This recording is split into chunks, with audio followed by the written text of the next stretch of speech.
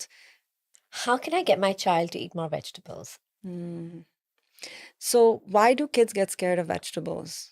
Because we scared them, Because to we be don't honest. like them. Because we've scared them. You have to eat your vegetable. What is wrong with you? Oh my God. Like we make such a Yeah. scene. So, first of all, you can't expect after that your child to put it in their mouth. So, this is a hack called food play.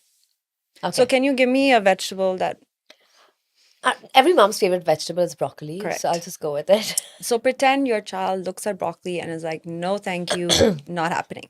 What you do is simple. You take them in the kitchen and show them a broccoli. Say, this is a broccoli. Okay, great. Next day, you cut that broccoli into pieces. During playtime, you take it out and you get them to do an activity with it. Let's paint with the broccoli. Let's make a fort with the broccoli. What is that doing? That is getting your child to use broccoli with their other senses, to touch broccoli, to feel it, to smell it. That is then again taking the fear out of it. So we want our kids to put it in their mouth and they don't want to. So instead, when we start giving them a chance to touch it and feel it, once you see your kid is touching it and feeling safe around it, then every day for 21 days, put one piece of broccoli at lunchtime and don't say anything. And then what you do is every day you say, at lunchtime, you say, okay, can you make it stand like a tree? Can you feed it to me? So now you've met the next hurdle. You've got them to accept looking at and touching it at meal times. And then you will see that your child will one day try it and eat it. And this happened with my kids. They hated okra, right? So what I did, I cut it in shapes and I made them paint with it. It was like these nice flower shapes. And they started touching it. And then every day I just put one piece there and I wouldn't even say anything.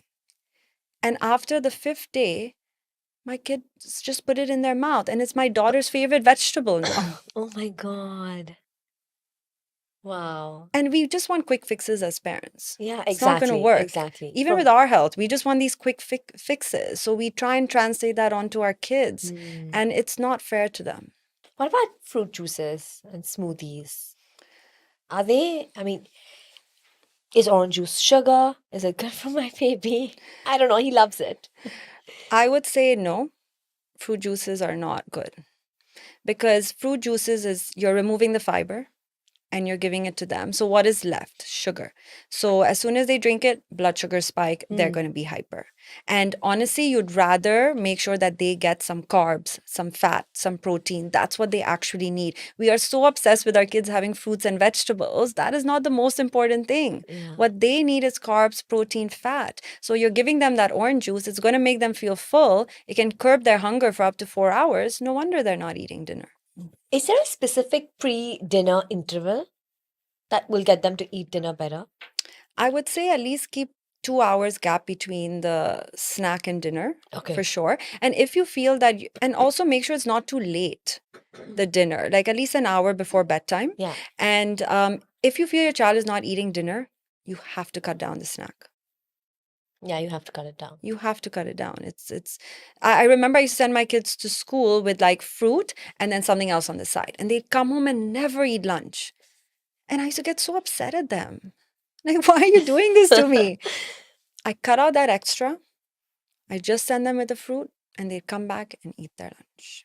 What are the best healthy snack options for kids? Because I know this is something that we all struggle with. Yeah, we don't need to get in the kitchen and do anything so complicated. You can keep it very simple. You can just do fruits. You can do any form of dairy, whether it's some milk, cheese, yogurt. You can do smoothies. You can just whip up a quick smoothie with some coconut milk and fruit in it. You can do macanas. That's fine. You can do peanut butter toast. It's totally okay. You can make an energy ball. Can keep it simple. It doesn't need to be these fancy snacks. So we're talking about like something like a makana, right? Should we buy the packet or should we roast it like buy it from like the Kinara store and then roast it ourselves?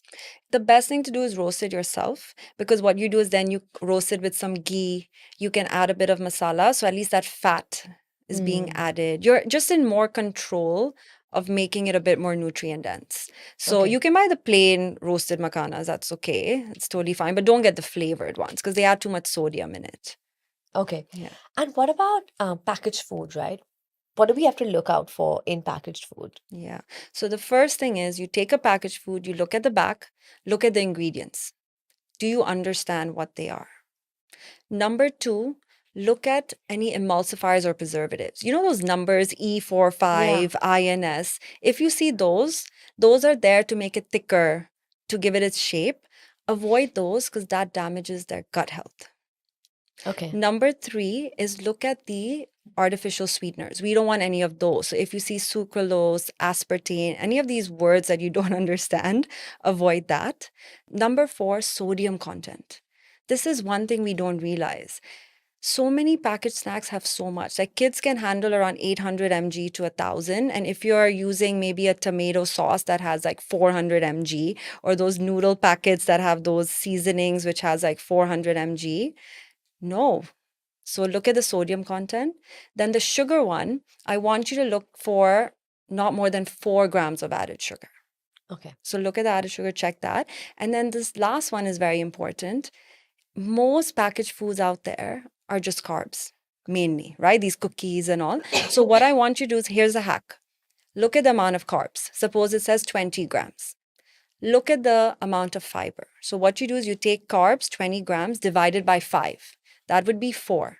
Make sure there's at least 3 to 4 grams of fiber, because that means when your child eats that cookie or granola bar, it's not that they're just eating empty carbs. The fiber is going to balance it out. And if it doesn't have enough fiber, then pair that cookie With with some some, fiber. yeah. With the fruit. Correct, with fruit or veggie or so.